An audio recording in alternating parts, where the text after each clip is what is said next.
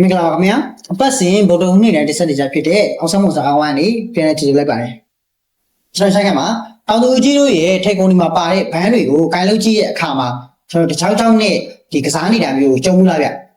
နည်းနည်းပါးချောင်းတာပဲအလုံးလဲဖြစ်နေတာပဲဆိုပြီးပေါ့ဆနေမယ်ဆိုရင်တော့ကိုယ့်ရဲ့အခိုးတန်ဒီဝင်ရိုးတွေနဲ့ထဲပန်းတွေကိုအကုန်လုံးပျက်စီးစေနိုင်ပါတယ်ဒါကြောင့်ဒီနေ့မှာတော့ဒီအိုးစီချောင်းနေလို့ရှိရင်ဘာတွေဖြစ်တတ်တယ်လဲဘာတွေအထူးသတိထားရမလဲဆိုတာကိုကျွန်တော်ကိုယ့်ရဲ့အတွက်နဲ့တူဆွေးနွေးသွားမှာဖြစ်ပါတယ်ဗျ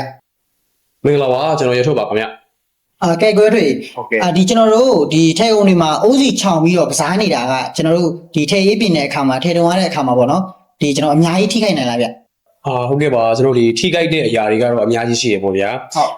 ဒါကျွန်တော်တို့ဒီအိုးစီချောင်ပြီးဆိုတာနဲ့အတွင်းထဲကဒါ bearing ball ဆိုတဲ့အရာကလေးတွေကပုံမှန်မဟုတ်တဲ့လမ်းကြောင်းပေါ်မှာဒါစတင်ပြီးတော့လဲပတ်ပြီးပေါ့နော်အဲ့ဒီခါကျွန်တော်တို့ဒီထဲပန်းတွေကဘဲဥပုံတွေဝိုက်မယ်ပေါ့ဗျာပြောချင်တာကဘာလဲဆိုတော့ပုံမှန်ဆိုကျွန်တော်ထဲပန်းတွေကတဲ့တဲ့မပတ်ပဲလဲတာများတယ်လေဒါပေမဲ့ဒီလိုအိုးစီချောင်နေတဲ့အခါမျိုးမှာကြတော့ဒါဘဲဥပုံသဏ္ဍာန်တွေလဲပတ်နေပြီးတော့ဒါရိမ်ထိုးနေတာပေါ့ဗျာဒီလိုအချိန်မှာကျွန်တော်မြေစားနှုံးကမညီတော့တဲ့အပြင်ကိုပုံမှန်ထက်လဲဒါထဲပန်းသွားတွေကိုမြင်ပူတုံးစီတာပေါ့ဗျာဟုတ်ကဲ့နောက်တစ်ချက်အနေနဲ့ကကြတော့ကျွန်တော်ဒီဝင်ရိုးတန်တွေစားမှာပေါ့ဗျာအဲ့တော့ကျွန်တော်တို့ဒီ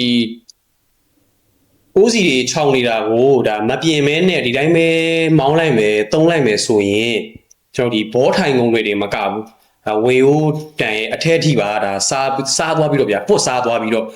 နောက်ဆုံးဘယ်အထိဖြစ်နိုင်လဲဆိုရင်ဒါဝေယိုးတန်ကြီးတစ်ချောင်းလုံးကိုဒါလဲပြစ်လိုက်ရတဲ့အထိကိုကုန်ကြစရိတ်ကကျွန်တော်တို့ပို့ပြီးတော့များသွားနိုင်တယ်โอเค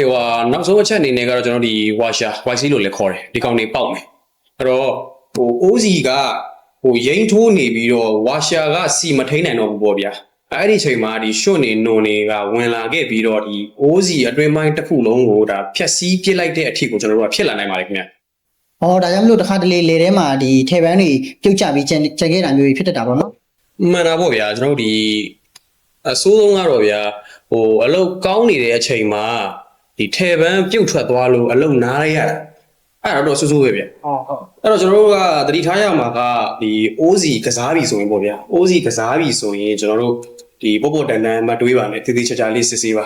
အကယ်၍များအိုးစီလဲရမယ်ဆိုရင်လည်းဒါကျွန်တော်တို့အောင်ဆက်မှုရဲ့အိုးစီတွေကိုအသုံးပြုဖို့အကြံပေးချင်ပါတယ်ခင်ဗျကျွန်တော်တို့စီကဒါအောင်ဆက်မှုကပေါ့ဒီအိုးစီတွေကတန်သားထုတွေမှာခိုင်ခန့်တယ်လို့ဒါဘောထိုင်ကုန်တွေကလည်းကျွန်တော်ဒါတိကျတည်ကြတဲ့အတွက်ကြောင့်မို့လို့ဒါအကျန်းခံတဲ့နေရာမှာတော့ဒါနာမည်ကြီးပါတယ်ဗျဟုတ်ကဲ့ပါကွယ်တော့အသေးဖွဲလေးဆိုပြီးကျွန်တော်တို့ပေါ်စားလိုက်မယ်ဆိုရင်အကြီးကျယ်ပြပြရတဲ့တာမလို့စက်ပိုင်နေနေနဲ့လည်းကျွန်တော် OC ကိုပုံမှန်စစ်ဆေးကြဖို့ကျွန်တော်တို့ကနေတိုက်တွန်းချင်ပါတယ်ဗျ OC နဲ့ပတ်သက်တဲ့အဖို့ပစ္စည်းတွေလိုအပ်မယ်ဆိုရင်လည်းကျွန်တော်တို့အောင်ဆက်ပေါ်မှာအမြဲတမ်းရှိနေမှာပါခင်ဗျဟုတ်ကဲ့ပါကျွန်တော်တို့ဒါပုံမှန်စစ်ဆေးပါအချိန်မီပြုပြင်မှာအောင်ဆက်မွန်နဲ့အတူအလုပ်တွေတွင်ရှယ်ပါစေခင်ဗျာအားလုံးပဲမင်္ဂလာပေါင်းနဲ့ပြည့်စုံနိုင်ကြပါစေခင်ဗျာ